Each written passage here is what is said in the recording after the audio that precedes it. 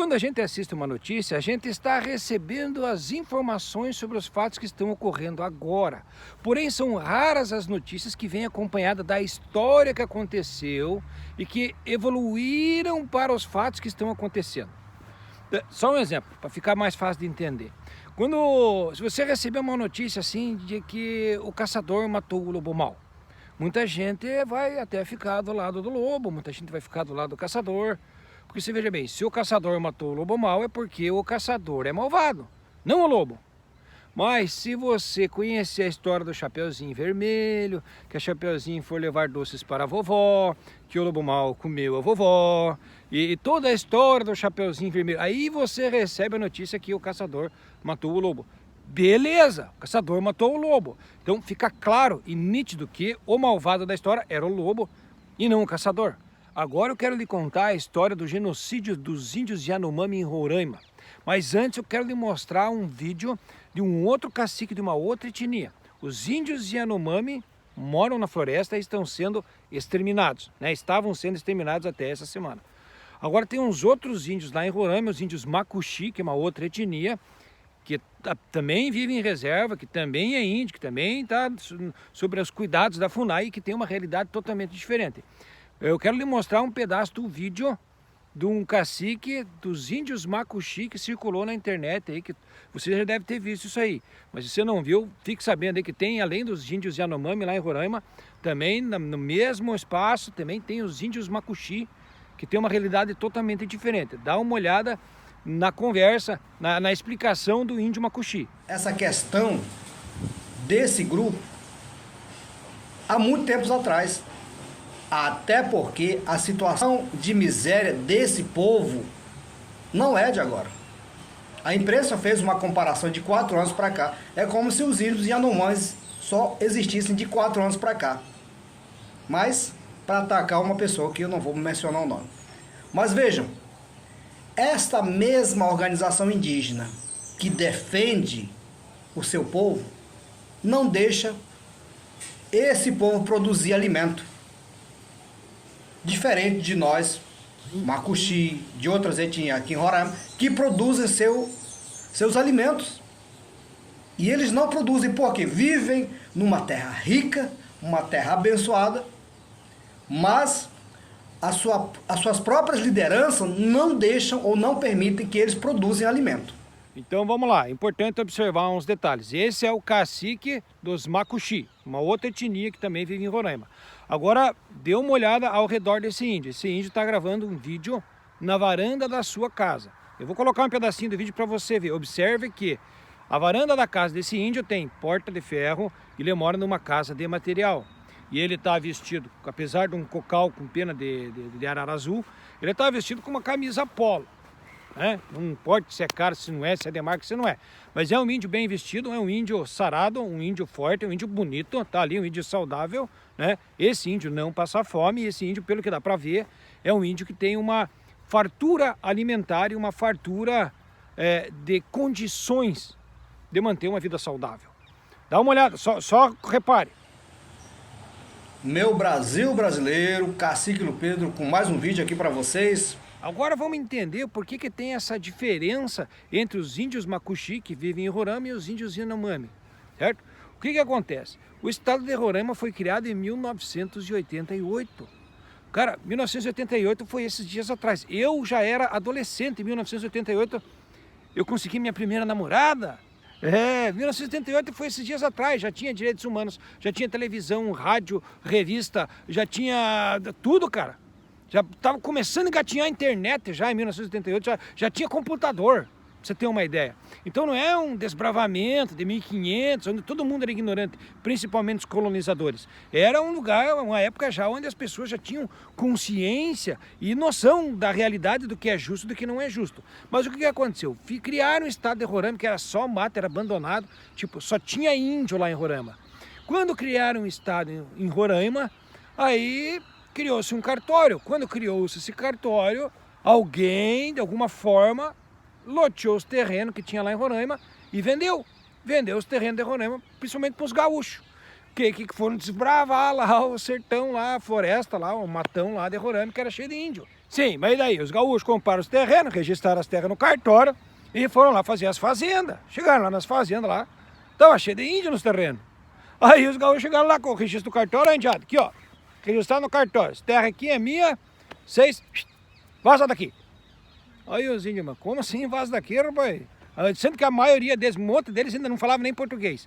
Mas aí os índios, como assim vai embora? Vai pra onde? Oh, os gaúchos querem que você se foda-se pra lá, pra sair daqui. Essa terra aqui é minha, cara. Vá pro outro canto.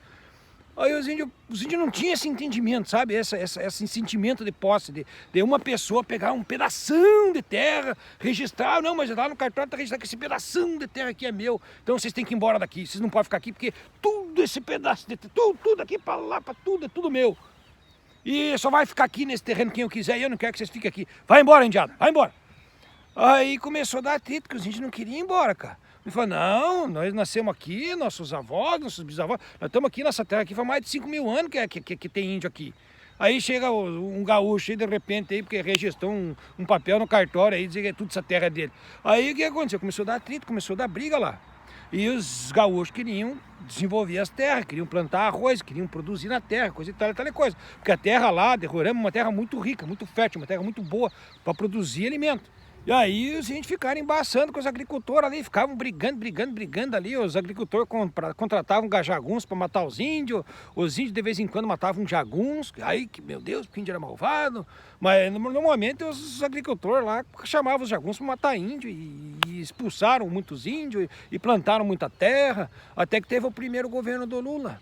Aí quando o Lula foi presidente pela primeira vez, aí o Lula pegou e, pô, não tá certo, né, essa gauchada chegar aí agora e pegar esses terrenos aí. O Lula desapropriou essas terras, fez reserva indígena. Tirou os fazendeiros e deu essa terra de volta para os índios. Transformou em reserva indígena. Mas aí o que aconteceu, cara? Depois de tanto tempo, de tanta briga e além das brigas também, alguns dos índios que estavam lá nessa terra antes dos gaúchos chegar lá, também trabalharam para os gaúchos, ajudaram a produzir nessa terra e tal. E a cultura indígena foi se desmanchando com esse contato com o branco e foi modificando. Então tem muito índio lá em Roraima agora que mora em casa boa, que tem caminhonete, que tem coisa. Por quê? O que aconteceu? Quando o Lula transformou em terra indígena, quer dizer que aquela terra pertencia à comunidade indígena, ninguém era dono da terra. A terra pertence aos índios, pertence à comunidade, é uma propriedade coletiva. Então o Lula tirou aquela terra que pertencia a um gaúcho, né, ou alguns gaúchos, tirou a propriedade privada daqueles invasores, daquela pessoal que chegou lá depois de 1980, e devolveu ao povo indígena como propriedade coletiva do povo. Mas lá é Roraima, é lá longe, né, cara? E os gaúchos estavam por lá também. E já tinha uns índios que já tinham feito acordo com os gaúchos, já teve índio ali que trabalhou para os gaúchos, já teve índio que já ganhou dinheiro. Aí os índios começaram a fazer acordo lá em Roraima.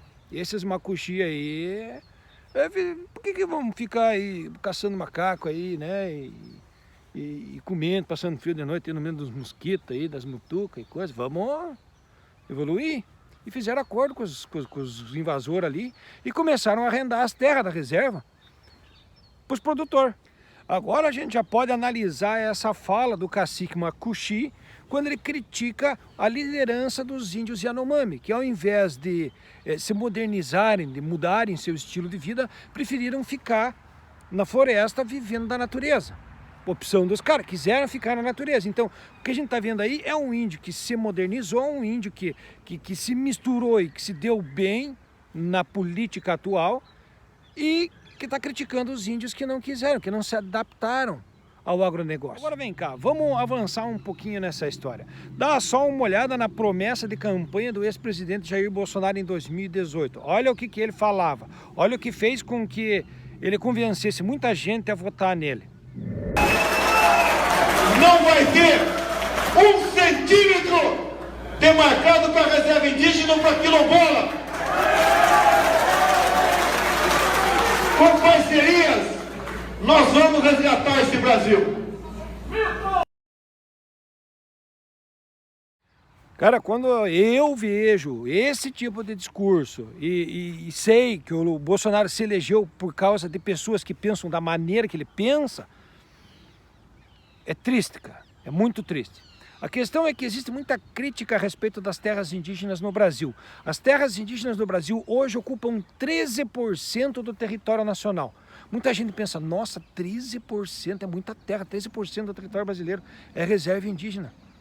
Mas 87% do território brasileiro não é reserva indígena. Aí muita gente pensa, mas nesses 13% do território nacional que tem reserva indígena em cima, lá tem minério, lá tem ouro, lá tem tesouro. Mas nos 87% do território brasileiro que não é reserva indígena, também tem ouro, tem tesouro, tem minério. E o que acontece com o ouro, com o tesouro, com o minério do Brasil? Beneficia a população brasileira de alguma forma? Não, patriota abençoado. Então, o ouro, o minério que tem na reserva do índio, não faz falta para você, não te afeta a tua vida, da mesma maneira que todo ouro, minério e tesouro que existem nas terras brasileiras saem do Brasil de graça para os estrangeiros e também não te afetam a tua vida. Que você também não tem participação nenhuma com os ouro, com os tesouros, com os minérios, nem das terras dos 87% das terras do Brasil e nem dos 3% das terras dos índios. Uma outra crítica que é feita a respeito das reservas indígenas, principalmente nessa terra dos Yanomami aí, é de que é muita terra para pouco índio. Porque essa reserva em Roraima, onde vivem os Yanomami, é do tamanho de Portugal.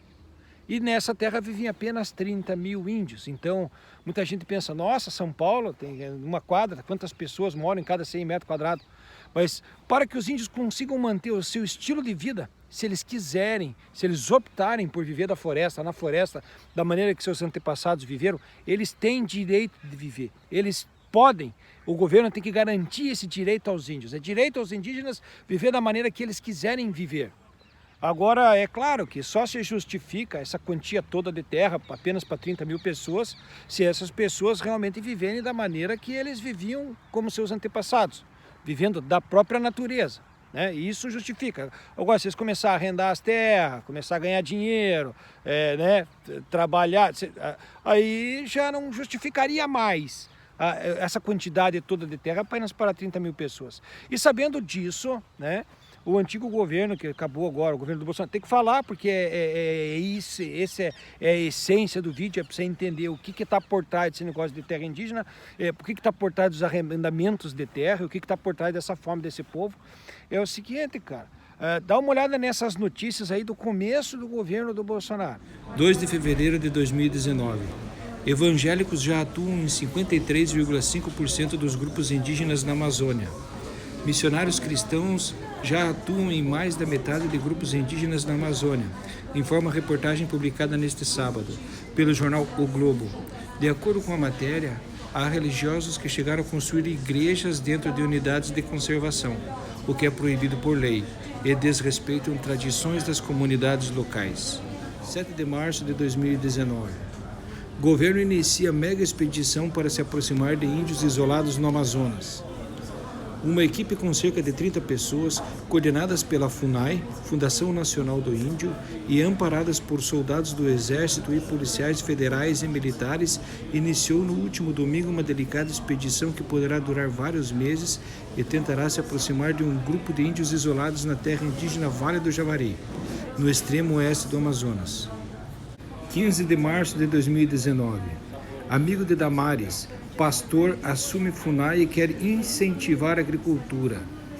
Vou trabalhar vendo as necessidades dos índios que vivem nas aldeias e nas áreas urbanas, diz Henrique Dias. Agora se liga no pulo do gato, cara. Os latifundiários, grande tubarão do dinheiro, sabem que ir lá tirar os índios não é uma coisa assim tão fácil. Não se justifica, porque os índios têm direito. Todo mundo concorda que os índios têm que ter direito de manter suas tradições, de manter sua cultura, sua língua, seu jeito de viver. E para isso eles precisam da floresta. Então, para que a cultura e para que os índios sobrevivam, é necessário que haja floresta. E o índio tem que ter o direito de viver na floresta, se quiser, ou se quiser ir para a cidade.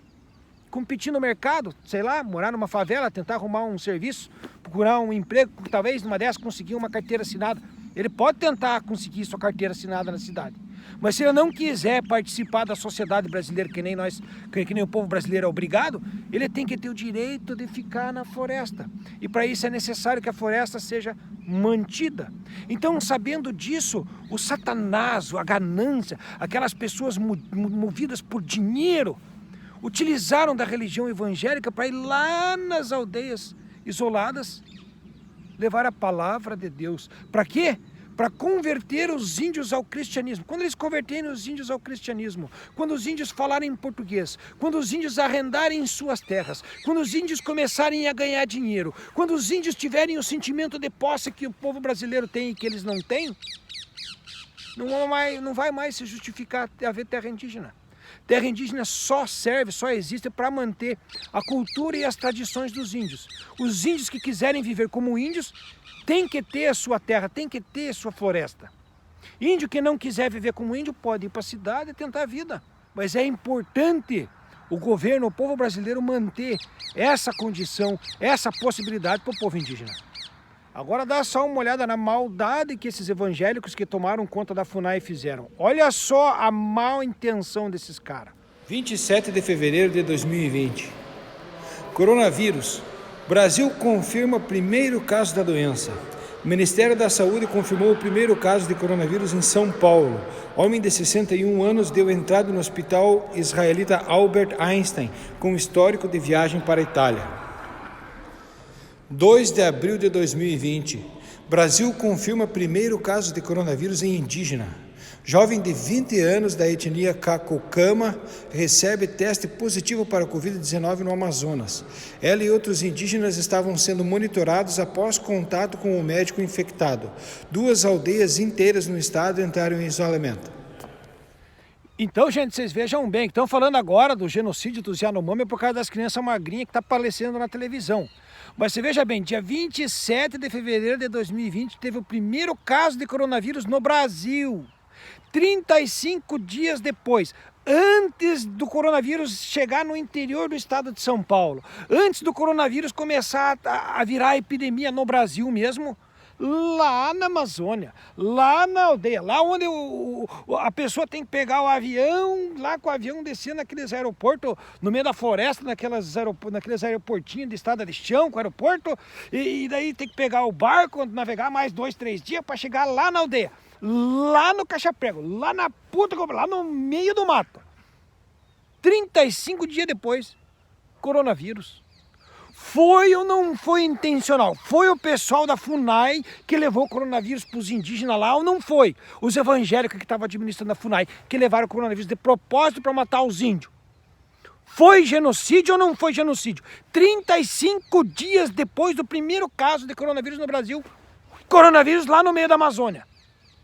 Foi de propósito que a FUNAI levou o coronavírus quando estava sendo administrada pelos evangélicos ou não foi de propósito? Foi genocídio isso ou não foi genocídio? Foi crime ou não foi crime? 7 de agosto de 2020. Atingidos pela pandemia, indígenas contam seus mortos e acusam o governo de omissão. 22 de agosto de 2020. Covid-19 continua a avançar em comunidades e mata 2 índios por dia. Mesmo com a gravidade, o governo ainda está na fase de discussão de projetos para proteger a população indígena. Então, gente, o crime, o genocídio contra os povos indígenas acontece no Brasil desde 1500. O que entristece mais ainda é você saber que isso daí não vai dar nada para ninguém. Tem um monte de notícia agora, dizendo que tem uma ONG dos evangélicos que recebeu mais de 800 milhões de reais para cuidar da saúde dos indígenas e que com certeza os evangélicos embolsaram no bolso, consumiram com dinheiro e não cuidaram da saúde dos indígenas. Tipo, a questão é por que essas coisas acontecem no Brasil e o que é que vai acontecer com esses crimes? Nada. Não vai acontecer nada. Esses crimes só aconteceram porque isso aconteceu no Brasil. Por quê? Porque a nossa justiça, o nosso Ministério Público, nossos juízes e nossos promotores não têm moral, não têm a raça, não têm a vergonha na cara para assumir o cargo que eles ocupam. É por isso que o Michel Temer está solto, o Aécio Neves está solto, o Paulo Maluf está solto, os filhos do Paulo Maluf estão soltos, toda aquela galera que roubou dinheiro de braçada durante a pandemia, entregando o monitor cardíaco como se fosse respirador, todas aquelas falcatruas, toda aquela gente que roubou dinheiro na mão grande, tá todo mundo livre, leve, solto, em casa, dando risada do povo pobre e esperando as reservas indígenas serem desmanchadas para comprar uma fazenda. Inclusive os juízes vão comprar fazenda quando desmancharem as reservas indígenas. Os juízes também vão comprar fazenda lá. Os promotores também estão só esperando para comprar fazenda lá no Amazonas. Os juízes do Amazonas também vão comprar fazenda, onde era a reserva de índio. Então eu só quero deixar a mensagem, cara. É impossível a gente melhorar o nosso Brasil enquanto não for mexido no câncer, no real problema. Essas coisas só acontecem no Brasil porque essas coisas nunca dão nada. Ninguém vai ser punido. Aquele caso do indigenista que estava denunciando esses fatos. Aprenderam o pescador que era malvado. Foi um pescador que matou um indigenista e o repórter inglês. Tipo, tanta da barbaridade que passa batido na nossa sociedade que a gente acaba acostumando. Mas a gente não pode acostumar com isso, tá? Só quero deixar a mensagem também para todo mundo que está na hora da gente entender que o que é certo, mesmo que todo mundo esteja fazendo errado, e o que é errado, mesmo que todo mundo esteja fazendo errado achando que é certo. Principalmente os juízes e promotores sem raça e sem vergonha do Brasil. Agora eu tenho dito, e agora eu fui.